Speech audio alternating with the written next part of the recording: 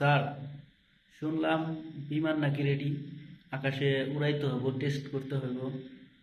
ঠিক আছে, আমার বিমান তো রেডি, এখন এটা উড়াইতে হবে। আচ্ছা তাহলে বস, এটা আমরা যদি বঙ্গোপসাগর বা দেশে তো আরো অনেক খোলামেলা জায়গা আছে, ওইখানে উড়াইলে ভালো হইতো না? ওইখানে উড়াইলে তো, এইখানে তো দেখেন জনবল কত, যদি দুর্ঘটনা ঘটে তাইলে কি হবে? তুমি বেশি বোঝো। এইখান থেকে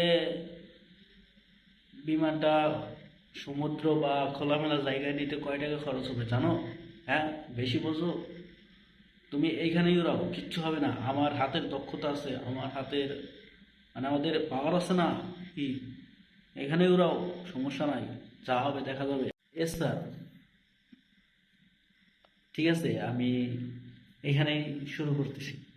স্যার স্যার স্যার, বিমান তো ক্রাশ করছে। কি হয়েছে? কি বললাম? হ্যাঁ। তো বন্ধুরা, আপনারা এই ভিডিওটা সিরিয়াসলি নেবেন না, ঠিক আছে? আর হ্যাঁ, এই ভিডিওটা বানানোর উদ্দেশ্য একটাই ছিল, যে যে জিনিস আমরা টেস্ট করব সেই জিনিসটা খোলামেলা জায়গায় নিলে কি ক্ষতি হতো। আর হ্যাঁ, এটা হলো ঢাকা শহর, এখানে জনবসতি অনেক বেশি। এইখানে দুর্ঘটনা ঘটতেই পারে, ঘটলে কি ক্ষতি হবে সেটা তো আমরা দেখতেই পাচ্ছি, কতটা ভয়ানক একটা পরিস্থিতি। তো এই কারণেই দোষটা আমি দিতেছি কর্তৃপক্ষকেই। কারণ কেননা তারা যদি একটু খোলামেলা জায়গা বেছে নিত এগুলা টেস্ট করার জন্য, তাহলে হয়তো এই দুর্ঘটনা হলেও এইরকম ক্ষতির সম্মুখীন হতো না, এবং কি এতটা প্রাণ ঝরে যেত না। তো ভিডিওটা এই কারণেই বানানো, কেউ সিরিয়াসলি নেবেন না। আর ভালো লাগলে অবশ্যই লাইক কমেন্ট শেয়ার করে দিবেন। আর চ্যানেলে নতুন হলে প্লিজ সাবস্ক্রাইব করে দিবেন।